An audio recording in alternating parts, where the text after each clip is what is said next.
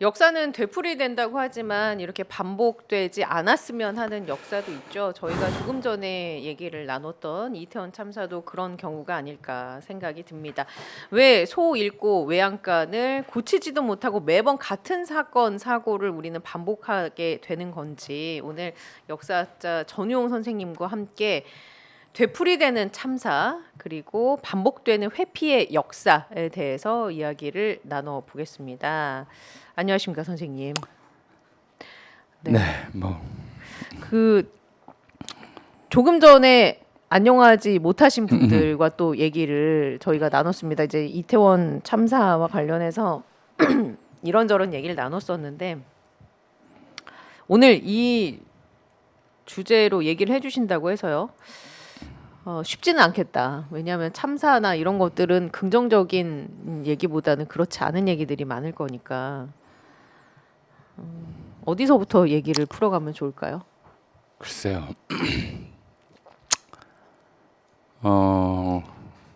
우리 참사 뭐 전 세계 도처에서 시시때때로 일어나고 있죠.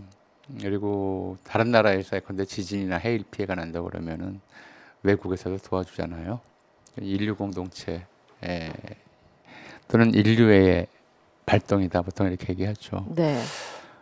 전에도 그런 말씀 드렸습니다만은 공동체의 기초 윤리라고 하는 것은 가족 공동체에서 출발해요. 최소 단위이자 가장 기본 단위인 공동체니까. 그리고 가족 공동체의 기본 윤리라고 하는 것은 신체 인식의 윤리와 비슷해요.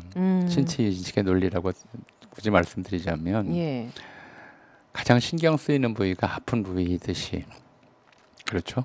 아픈 부위가 가장 신경 쓰이잖아요. 그렇죠. 발가락이 중요한 부위는 아니지만 네. 발가락이 아프면 거기만 신경 쓰이는 그럼요. 것처럼 가족 공동체도 아픈 사람 중심으로 가족이 재편되는 거거든요. 환자가 있는 기간 동안에는 아픈 사람 보살피느라 이제 가족들이 역할도 분담하고 자기 개인적 뭐 일도 좀 변경시키고 노는 것도 자제하고 그러는 거잖아요. 그게 가족 공동체의 기초 윤리라면 이제 국가 공동체, 인류 공동체의 윤리도 다 마찬가지인 거죠. 아픈 사람, 참사를 겪은 사람, 뜻밖의 죽음을 당한 사람, 예. 이런 사람들을 먼저 보살피고 그들을 생각하고 이러는 것들이 기본이란 말이에요. 뭐 대체로 근데 국가쯤 되면 공동체, 국가도 공동체죠. 단위가 너무 커지니까 다양한 좀 반응들이 나올 수 있어요. 그런데도 우리가 그동안 참사를 어떤 식으로 기억해 왔는가 또는 어떤 식으로 묵살해 왔는가에 네네. 대해서 얘기를 좀 해봐야 될 것 같아요. 제가 기억하는 일은 아니지만 제가 아는 가장 큰 참사는 1950년 겨울에 일어났던 국민방위군 사건이에요. 그 무슨 사건인지 저는 잘 모르겠습니다만. 10월 1일 날 이게 국군의 날은 이제 우리가 휴전 네. 383을 넘어 북진한 날이라고 했잖아요. 네. 10월 1일 북진했다가 11월 말쯤 되니까 이제 중국군이 참전을 하고 전세가 불리해지죠. 북한군이 남침해서 이 낙동강 벨트를 제외한 전 지역을 점령한 기간 중에 남한의 젊은이들을 대거 의용군 명목으로 징집을 해서 북한군에 편입시켰죠. 네네. 이 사람들이 나중에 이제 반공포로로 석방되는 사람들에 해당하는데 이 인원도 수십만 명이에요. 근데 이번에 이제 우리가 후퇴해야 될 상황이 되니까 북한 지역하고 남한 지역을 포함해서 젊은 층 또는 중장년층이 놔두면 북한 편이 될 수도 있을 거고 또 이들이 우리의 병력 자원이 될 수 있다고 판단해서 국민방위군이라는 것을 급히 조직을 해요. 예. 좀 북쪽에서 남하하면서 눈에 띄는 사람 젊은이들 중장년들 다 징집하고 남쪽에서도 징집해서 그 인원이 무려 50만 명이 됐어요. 예. 어마어마한 숫자네요. 17세부터 40세까지의 남성은 무조건 징집 대상이었어요. 뭐 피해 있거나 숨어 있었던 사람들은 예외로 치고 50만 명을 징집을 했는데 1950년 11월 겨울이 이제 시작된 때였죠. 근데 50만 명을 먹이고 입힐 그런 준비는 하나도 갖추지 않은 상태에서 일단 놔두면 북한군이 될 수도 있겠다 네. 싶기도 하고 또 우리가 모아놓으면 우리 군이 될 수 있겠다 싶어서 일단 모아놓은 거예요. 그리고 이 사람들을 10,000명 단위로 이제 편제를 해서 후방에 있는 각 부대에 보냈죠. 네. 아주 작은 돈하고 예. 일당 그 당시 돈으로 한 10,000 정도 해서 이제 보냈는데, 예를 들어 진주 훈련 부대에 들어가면 우리가 이 병력을 어떻게 받느냐, 딴 데로 가라, 딴 네. 데로 보내고, 또 거기 가면 또 딴 데로 보내고, 그래놓고는 이 훈련대 부대들에서는 국민방위군 10,000명을 뭐 일주일 동안 매겼다. 그렇게 이제 또 허위 보고를 하고. 허위 문서를 작성해서 중앙에 보내고, 이런 일들이 벌어졌어요. 그 사이에 이 겨울 동안에 50만 명의 국민방위군 중에서 당시의 조사에 따르면, 당시의 조사예요, 5만 명, 최소 5만 명에서 많으면 10만 명까지가 굶어 죽거나 얼어 죽거나 병에 걸려 죽었다. 우리 역사상 없었던 참사죠. 짧은 기간 동안에 불과 3, 4개월 동안에 예. 최대 10만 명. 나중에 한 전쟁이 끝나고 나서 이 통계 조사에 대해서는 편차가 커요. 국방부 쪽 주장은 한 2,000명 미만이다라고 그러고, 그래도 아주 보수적으로 잡아도 1만 명 이상이고, 최소 5만 명, 2만 명에서 최대 5만 명까지는 사망하지 않았겠느냐. 왜 이렇게 통계가 안 나오냐면, 이 국민방위군으로 징집된 사람들 상당수가 북한 지역 청장년이었거든요. 그러니까 이제 연고자가 없다 보니까 예. 또 국내에 연고가 있는 사람들은 중간에 탈영을 해서 고향으로 돌아가고 이럴 수가 있었지만, 이 사람들은 돌아갈 수도 없었잖아요. 그래서 사망자 수가 정확한 통계가 안 잡혀요. 근데 참사로 보자면 이보다 더 큰 참사는 없었다. 그러니까 예전에 그 전에 예컨대 제주 4.3이라든가 무슨 양민학살이라든가 네네. 이런 것들도 넓게 보면 참사로 봐야 되겠지만, 실제로 국가의 부재 네. 또는 국가의 사기죠. 이에 의해서 수만 명이 목숨을 잃은 참사는 인류사적으로도 유례를 찾기 어렵다. 당시에도 이게 문제가 됐어요. 왜냐하면 거지 같은 사람들이, 왜냐면 군복도 안 주고 먹을 것도 안 주니까, 거지 같은 사람들이 수십 명씩 떼를 몰려다니면서 민가를 약탈하고, 또는 뭐 길거리에 시체가 널브러져 있고, 이런 얘기들이 제보가 들어오니까 임시수도 부산에서 국회의원들이 문제를 제기하고 장관들도 문제를 제기하고, 예. 심지어 부통령 이시영은 이 문제에 대해서 이승만이 얼버무리고 진상을 은폐하려 하는 상황을 목도하고 부통령직에서 사퇴하기까지 했어요. 근데 결국 이제 정부는 사실 이렇게 빼돌린 돈이 거의 50억 원인데, 당시 돈으로 그때 어마어마한 당시 돈으로 50억 원이라고요? 50억 환.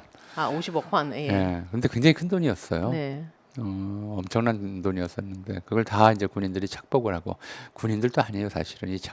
이 국민방위군 사령관으로 임명된 사람은 서북청년단 단장이었다가 당시 대한청년단 단장으로 이제 이름이 바뀐, 군대도 안 갔던 사람을 장군 계급으로 네, 달아주고 방위군 사령관으로 앉혔는데, 다 이제 횡령을 하고 그 횡령한 일부를 또 정치인들한테 뇌물로 갖다 바치고, 이런 일들이 실제로 좀 국회조사 결과가 당시에 드러났었고요. 이 문제가 결국 정치자금 문제로 이제 비화될 것 같으니까 이제 국민방위군의 현장 당시 책임자들, 이 사람들한테 뇌물 받은 사람들은 다 빼고 책임자들 5명만 공개 청소하는 것으로 끝냈었죠. 이게 제가 알고 있는 이제 우리 역사상 옛날부터 지금까지 단군 이래 최악의 참사였다라고 말씀을 드려야 될 것 같아요. 예. 예. 참사가 이렇게 반복이 된다는 건 반복이라고 하기보다는 이건 좀 그야말로 정부의 부정부패, 네. 군의 부정부패 비리. 당시 미군이 이 사실을 알고 얼마나 화가 났었냐면 이승만한테 가서 그랬어요. 이 책임자 처벌하지 않으면, 예. 그리고 국방장관 해임하지 않으면 우리 미군 철수해버리겠다. 이런 정부하고 어떻게 같이 싸울 수 있겠느냐. 그 정도로. 그 정도였어요. 예.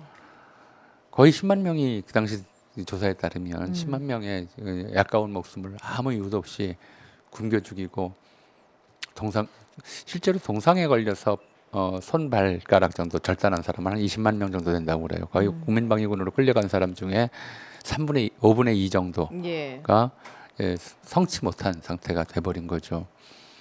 정말 참담한 사건이었고요. 그 이후에는 이제 참사라고 부르는 것들이 주로 이제 사고들이었죠. 예.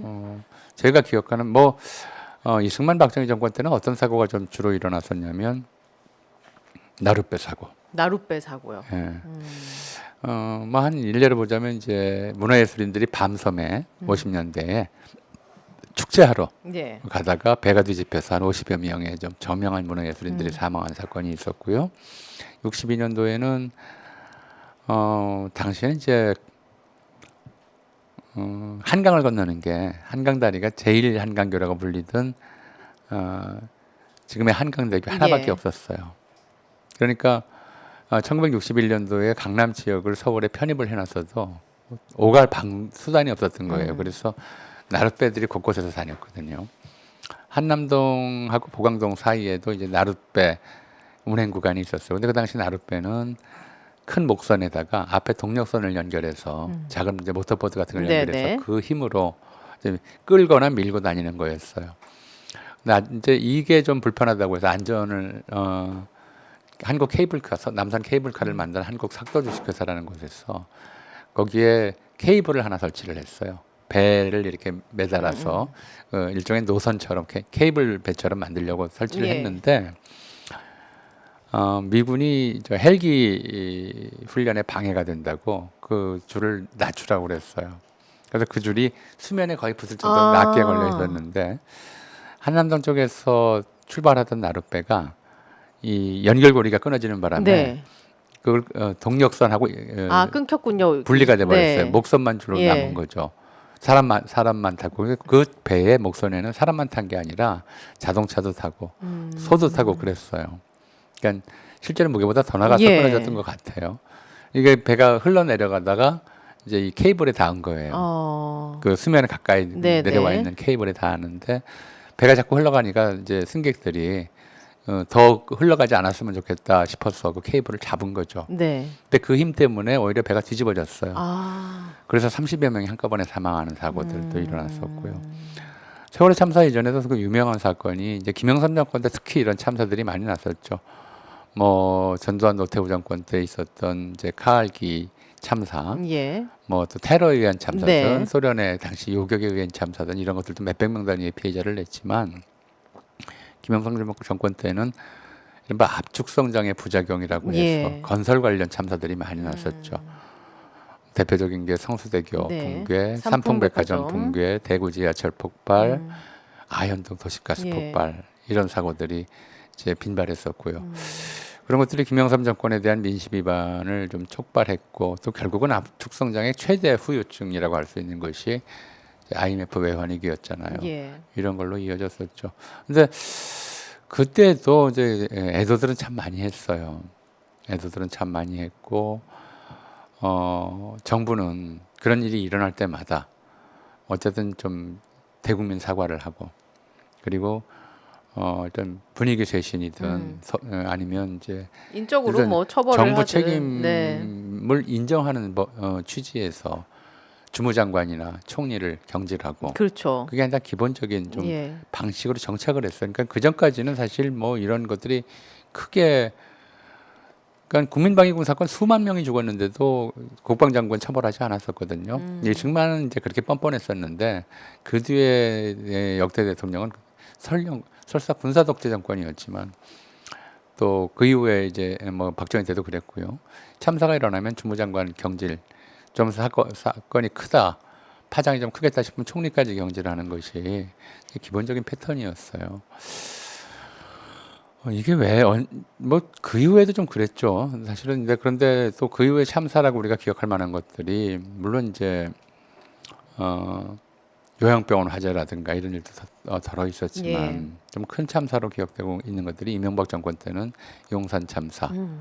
이제 사망자 수는 많지 않았지만 경찰의 과잉 진압 네. 뭐 이런 것들이 이제 결국 원인이 되었다고 해서 근데 그 당시에는 이제 정부도 서울시도 사과를 하지 않았죠. 예. 유족들에게 잘못을 좀 물어보셨다가 나중에 진상이 밝혀지면서 이제 뒤늦게 사과한 사례였었고요. 세월호 참사 이런 것들이 있었죠. 그래서 역대 참사를 보면 대체로는 정부가 어떤 공동체의 대표잖아요. 국가 공동체를 지휘하는 사령탑이고 국가 공동체의 대표고 대통령이에요. 그러다 보니까 이제 예기치 않은 참사가 일어났을 때는 관련 이제 장관 교체하거나 그렇게 하는 거였죠. 세월호 참사 때 아마 기억하실 거예요. 당시 해수부 장관이었던 이제 이주영 씨, 그 팽목항에서 예. 수염도 안 수염 깎고, 길고, 네. 머리도 안 깎고, 네네. 그냥 이제 계속 있었잖아요. 뭐 그런 정도의 이것이 뭐 진정성이 어떤 여부를 떠나서 그런 정도의 진심 어린 또는 미안해하는 마음 이런 걸 표현하는 것이 굉장히 중요해요. 예. 근데 이번 이태원 참사는 기본적으로는 공동체가 도리를 잃어버렸다. 아픈 사람 먼저 보듬어야 한다고 하는 기본적인 책무를 좀 방기했고, 그랬을 뿐만 아니라 도저히 납득할 수 없는 일들이 반복되어 왔어요. 그게 좀 역대 참사와는 제가 좀 달리 보는 점이죠. 그 처음에 그 분양할 때도 좀 석연치 않은 구석들이 너무 많았잖아요. 위패도 없고 뭐 그냥 제가 국화권만 있고. 조사를 해봤어요. 예. 합동 분향소라고 하는 건 사실은 이게 출생이나 사망은 이제 개인 단위 또는 가족 단위 일이거든요. 장례식은 가족들이 치르는 거예요. 예를 들어 제주 4.3 때 수많은 사람들이 한꺼번에 학살이 됐어도 다 개인 장례식은 다 개인적으로 치르는 네. 거예요. 장례는 그런 거거든요. 여러 사람의 위패를 모아놓고 한꺼번에 장례식을 치르는 그런 사례가 언제 처음 나왔냐면 82년인가 의령 우범곤 순경 총기 난동 사건이라고 있었어요. 수십 명을 한꺼번에 이 마을 저 마을 다니면서 예. 총을 쏴서 마을 주민들 수십 명을 한꺼번에 죽인 사건이었어요. 집집마다 이제 빈소를 차렸던 거죠. 네네. 근데 워낙 이게 순경이 저지른 일인데다가 또 그러다 보니까 대책을 논의해야 되겠다 그래서 마을회관에 마을 사람들의 위패를 다 모아놓고 합동 분향소를 차려요. 이게 우리 역사상 최초의 합동 분향소예요. 이렇게 차려놓으니까 이제 순경이 저지른 범죄니까 정부로서도 네네. 외면할 수가 없었죠. 뭐 보상의 문제도 있고 배보상의 문제도 있고 또 장례 지원의 문제도 있고 해서 그래서 정부 주관의 합동 분향소가 처음 생겨서 그때로부터 이제 40년 정도 됐어요. 그래서 제가 다 조사해봤어요. 하도 어이가 없어서 다 예. 조사를 해봤어요. 합동 분향소라고 만들어서 위패도 영정도 없이 합동 네. 분향소를 만든 사례가 있는지, 심지어 청량리 성매매 여성 화재 합동 분향소 영정은 얼굴이 이제 밝혀지는 것이 예. 개인의 좀 사자 명예와 관련되는 문제라서 빼놨어도 위패는 만들었어요. 그런데 이 사건이 나고 사망자가 무려 159명에 달했는데도 정부가 합동분향소를 만들었는데 영정도 위패도 없는 아주 기괴한 그런 합동분향소를 만들 꽃밖에 없어요. 예. 그러니까 사진도 이름도 없고 꽃밖에 네. 없어요. 그 누구를 보내라는 거예요. 너무 어이가 없어서 저게 말이 되는 거냐. 저게 도대체 어떤 종교적 의례냐. 이 지구상에 저런 종교적 의례는 없거든요. 이제 그렇게 의문을 품었는데 언론이 뭐라고 그러냐면 지금 생각해도 어이가 없어요. 개인정보 보호래요. 사망자가 어떻게 개인정보 보호해요? 사망자 명단이. 어떤 참사가 일어나도 신문이 속보로 보도한 건 사망자 명단이었어요. 그때까지. 무슨 뭐 비행기가 추락했다, 네. 뭐 외국에서 어떤 사고가 났다 그래도 사망자 명단은 반드시 보도했어요. 사망자 명단에 김모 씨, 이모 씨라고 쓴 적이 없어요. 가족들도 궁금해하고 그건 알아야 되는 네. 일이니까. 그리고 고인이 보낼 때 묘비에는 무조건 이름을 쓰게 돼 있어. 이름 없으면 이름을 알 수 없으면은 이름을 알 수 없다고 쓰는 것이지. 그게 죽은 자를 보내는 예의예요. 죽은 자를 보내는 예의는 네가 이 땅에 살아 있음을 우리가 기억하겠다라고 하는 차원에서 그래서 이름을 기억해 두는 것이고 이제 현대에 들어와서 사진이 생긴 다음에는 영정 사진을 기억해 두는 거예요. 근데 그걸 없애버리고 분향소를 만들어 놨어요.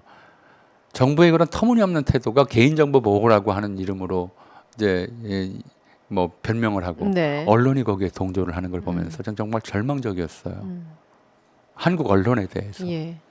왜냐하면 100여 차례의 합동 분향소 중에 위패도 영정도 없는 분향소는 한 번도 없었어. 왜 이태원 참사 희생자들에 대해서는 영정도 위패도 없이 존재 자체가 없었던 사람들처럼 만들어서 이 땅에서 떠내보내느냐. 거기에 문제 제기하는 신문이 하나도 없었어요. 방송에. 그저 윤석열 정부 편드느라 급급해서 말도 안 되는 논리를 갖다가 개인정보 보호다라고 하면서 심지어 그 명단을 공개했던 시민 언론이 하나 있었고요. 또 그 명단을 불렀던 천주교 정의구현 사재단 이런 데를 고발하는 일까지 맞습니다. 생겼었잖아요. 개인정보 보호법 네. 위반이라고. 너무 참혹한 현실이다. 그렇죠. 저게 어제까지만 해도 방금 전까지만 해도 우리 곁에 살아 있었던 사람들을 앞길이 창창한 사람들을 보내는 예의인가? 저렇게 무리한 방식이 어디 있나? 이게 이제 첫 번째 문제였어요. 두 번째 문제는 사실은 이제 한국 사회의 양심의 질이라고 얘기를 할게요. 그냥 평균적인 양심의 질이 굉장히 낮아졌어요. 이번 정부 들어서 더 아니요. 사실 뉴라이트가 득세하면서부터 이런 시장 만능주의 또 이 물질주의가 득세하면서 네, 나타난 네. 현상인데요. 예컨대 이런 거였어요. 세월호 참사 때 처음 나타났던 현상인데 사실은 세월호 참사 이후에 제가 어떤 식당에서 기함을 한 적이 있어요. 어떤 일이 있으셨죠? 어떤 분들이 자기들끼리 대화를 하는데 나이 지긋한 이제 여성분들이었었는데 그런 얘기를 하는 거예요. 없는 집 애들이 효도한 거라고. 너무 소름이 끼쳐서 저것도 인간인가 싶었어요. 저것도 인간인가? 인간이 왜 이렇게 됐는가 싶었어요. 근데 어쨌든 듣는 데서 한 얘기는 아니란 말이에요. 뒷말이에요. 그러니까 인간성의 최저선은 그 정도 선이었어요. 제가 알기로는. 최저 수준의 인간성을 보이는 것이 그 정도 선이었다라고 생각을 했어요. 근데 그 얼마 후에 이제 세월호 참사 유가족들이 특별법 제정을 요구하면서 단식을 하는데 그 앞에서 공공연하게 그 옆에서 피자를 냄새나는 먹고. 음식 시켜 먹으면서 웃고 떠드는 그런 인간들을 봤어요. 인간성의 최저선이 제가 생각했던 최저선이 한 두 단계에서 밑으로 내려간 걸 이제 목격을 한 거죠. 이게 과연 공동체의 윤리인가? 인간이 어떻게 저렇게 잔인할 수가 있나?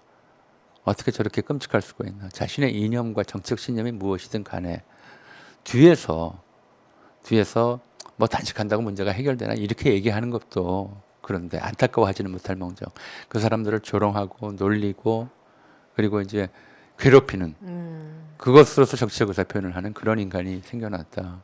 저들이 아우슈비츠에서 사람들을 마구잡이로 아이들까지 가스실에 예. 보내고 그렇게 가스실에 죽은 시체를 끄집어내서 그걸 앞잡기에 넣어서 짜서 기름을 만들어서 그걸로 비누 만들던 인간들하고는 뭐가 다른가 이런 생각을 했던 거죠. 그런데 이번 이태원 참사 때도 똑같은 일이 일어났어요. 우리 사회가 다 무너지지는 않았어요. 양심의 질이 평균적인 양심의 질이 낮아졌다고 말씀을 드렸을 뿐이지만 그래도 보통 사람들은 거기 가면 숙연해져요. 일부러 찾아가고 묵념하고 예. 무릎 꿇고 앉아서 울고 그게 이제 보내는 거죠. 그게 우리 공동체 일원이었던 사람들을 안타깝게 죽은 사람들을 보내는 보통 사람들의 보통의 예의예요. 역사가 만들어낸 것이고 인간이 모두가 공유하는 기본 심성이라고. 근데 그 앞에다가 확성기 틀어놓고 놀러 가서 죽은 애들 뭐하러 한테 뭐하러 굴었느냐고 이러는 사람들이 있었잖아요. 저것이 인간인가라는 질문이 저절로 나오는 거죠. 근데 우리 사회가 지금 그렇게 됐어요. 정말 괴물들하고 같이 사는 것 같아요. 그런 끔찍함 속에 놓여 있기 때문에 어제도 이제 국회에서 네, 이제 이태원 네. 참사 유가족들이 2차 가해 멈춰달라고 예. 했잖아요. 그건 2차 가해도 아니에요. 그건 2차 가해라는 말로 쓸 수 없어요. 그거는 인간성 파탄이에요. 저렇게 끔찍한 존재들하고 우리가 같이 살고 있다고 하는 생각들을 할 때마다 사실은 이태원 참사도 가슴 아프고 참 2주 전이잖아요. 괴로운 기억이지만 덧붙여 같은 기억이 나는 거예요. 예. 세월호 참사 기억을 하면 그 앞에서 피자 치킨 먹던 그 인간들이 생각이 나고 이태원 참사를 떠올리면 그런 인간들이 떠올라요. 지금 우리의 문제는 뭐냐면 참사의 재발 방지 대책을 세우고 이런 일이 다시 일어나지 않도록 하는 것이 중요하지만 또 하나 더 중요한 일은 이렇게 땅바닥 밑으로 가라앉은 인간성을 어떻게 회복시킬 것인가. 그러니까요. 그 양심의 질의 수준을 어떻게 높일 것이냐. 그게 가장 중요한 문제예요. 근데 정부가 이런 일들을 사실은 어떻게 보면 선동하고 있다. 예, 조장하거나 조장하거나 갈라치기를 선동하고 하거나 사실 아무리 뭐 시민사회 쪽에서 이런 목소리를 내자 학계에서 뭐 이런 움직임을 갖자 해도 이게 사회가 유기적으로 결합되면 그런 소리 하는 사람들이 그 당시에 네. 친정부 세력이었거든요. 박근혜 지지한다고 박근혜 지지를 하란 말이에요. 왜 유가족들을 모욕해요? 윤석열 지지를 하세요. 근데 왜 유가족들을 모욕하냐고요? 왜 희생자를 모욕하는 거예요? 가장 파렴치한 방법으로 가장 부도덕한 방법으로 지지 의사를 표현한다면 그 지지받는 사람이 가장 부도덕하고 파렴치한 사람이라는 데밖에 안 돼요. 근데 그런 일들을 하고 있는 거죠. 벌어지고 있는 거고요.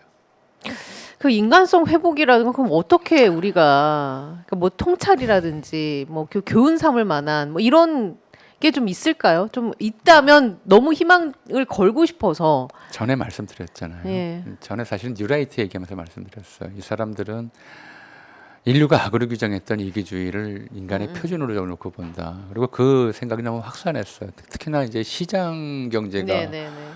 워낙 확대가 돼 있고 시장이 손바닥 안으로 들어온 시대에 살다 보니까 시장형 인간이 표준으로 생각하는 사람들이 늘어났어요.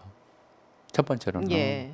그리고 그런 사람들이 늘어나서 모든 인간관계를 거래관계로만 보는 거예요. 인간 사이의 정의적 관계, 정의라든가 인도주의라든가 또는 이제 형제, 동포애 이런 개념 자체가 이 사람들한테는 이해가 안 돼요. 자기가 그러니까 남도 그럴 것이다. 그래야 된다고 생각하는 게 예컨대 이런 거예요. 독립운동가 우리가 의사라고 부르는 분들 있잖아요. 안중근 의사, 윤봉길 의사, 뭐 나석조 의사, 김상옥 의사. 좀 정리를 좀 하죠. 이제 1895년에 유생이었던 유인석은 난세의 초에서 선비가 할 세 가지 행동을 예. 지침을 제시했어요. 난세. 어려운 시대에 이제 도가 무너지는 시대, 예. 유교의 도가 무너지는 시대에 선비는 어떻게 해야 되느냐? 첫째가 이제 자정치명. 더러운 꼴 보지 말고 자살해라.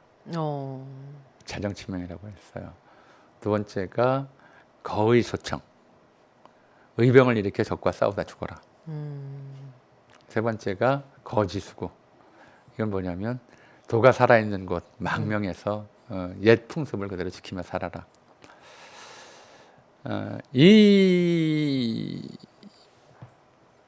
이 지침이 반드시 그렇게 이어졌다고 단정하기는 어렵지만 이 지침에 따라서 독립운동가들을 나눠요.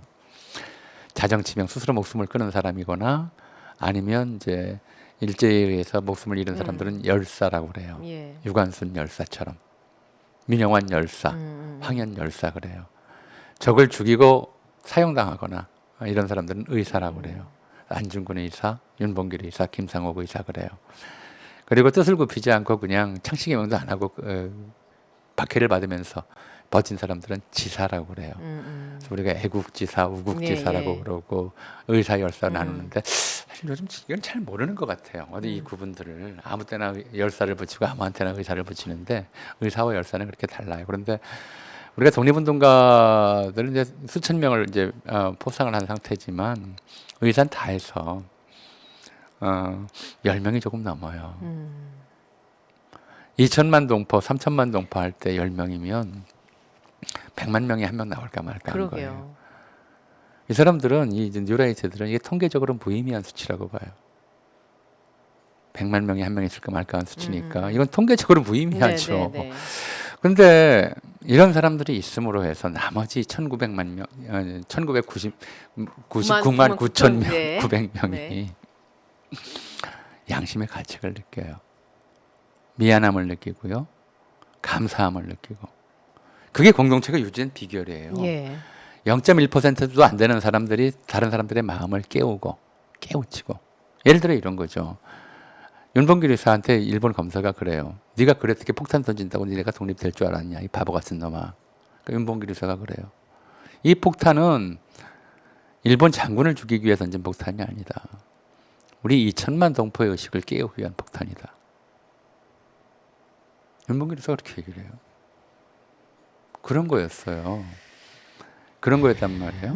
근데 이 뉴라이트 의식이 시장주의 의식이지 사람들이 거래관계라만 보이고 이 의사 같은 사람들은 통계적으로 무의미한 그쵸. 수치에 있는 그래서 우리가 인간들을 대할 때 고려할 필요가 없거나 고려한다 하더라도 좀 정신이 이상하거나 사실 0.1%도 안 되면 정신 이상보다 그렇죠. 훨씬 적어요. 네. 정신이 이상하거나 이상한 사상에 감염됐거나 이렇게 생각하는 거예요. 음. 그게 홍범도 장군을 육사에서 쫓아내려던 이유이기도 하고요. 독립운동가들을 이해를 못해요. 예, 예. 본인들이 이해를 못하니까 이 사람들을 멸시하거나 좀 인간 영역에서 빼버리는 거죠. 그리고 그런 생각들이 확산해버리면 모든 것이 거래관계로 그쵸. 보이니까 자식이 이런 슬픔에 우는 사람들 보고 뭐라고 부르냐면 시체팔이라고 그래요. 네. 이게 말이에요. 죽은 자식을 어떻게 상품으로 만들 수가 있어요. 그렇게 부르는 것 자체가 이미 이 사람들의 인간성이 바닥이다라는 걸 스스로 보여주는 거란 말이에요. 인간이 아니에요. 인간으로서 도달할 수 없는 영역에 지금 가 있어요. 그걸 높이려면 다시금 이걸 가져가야 돼요. 남을 위해서 희생한 사람들, 헌신한 사람들, 이런 사람들에 대한 존경심을 다시 끌어내야 되고요. 그걸 가르쳐야 돼요. 그런데도 교과서 계속 예. 개혁해서 네. 독립운동 축소하고 친일파들 자기 자신만을 위해서 살았던 사람들의 비중을 높이려고 드는 이런 국가가 이런 정부가 이런 짓을 하니까 사회 평균적 양심의 질은 계속 낮아지는 거예요. 예. 결국 인간을 짐승으로 만드는 일이 진행되고 있는 상황이거든요. 그래서 저는 이태원 참사를 기억하는 방식은 우리 양심을 회복하는 방식이어야 한다. 같이 기억하자. 그들이 얼마나 참혹하게 국가부재 상황에서 목숨을 잃었는지를 기억해야 하면서 우리 공동체가 얼마나 무례하게 그들을 떠나보냈는지, 그리고 우리 공동체 일부가 얼마나 잔인하고 악랄하게 유가족들을 모욕했는지, 이걸 함께 기억하지 않으면 교훈은 반쪽짜리밖에 안 된다. 저는 그렇게 생각을 합니다. 지금 댓글로 뉴라이트도 문제지만 이런 사람을 등용하는 사람이 더 문제 아니에요? 그 사람이 뉴라이트인데 어떻게 등용을 안 하겠어요. 그런 얘기를 또 주신 분이 있네요. 아무튼 남을 위해 희생하고 헌신하고 우리가 그분들을 존경하는 그런 사회가 빨리 되어야 할 텐데, 그러려면 여러분의 관심과 깨어 있음이 중요하니까 꼭 한번 다시 한번 잊지 마시고 이런 오늘의 얘기들을 기억해 주셨으면 좋겠습니다. 자, 오늘도 아주 의미 있는 이야기를 나눠봤습니다. 역사학자 전우용 선생님과 함께했고요. 저는 여기에서 인사드리겠습니다. 고맙습니다. 네, 감사합니다.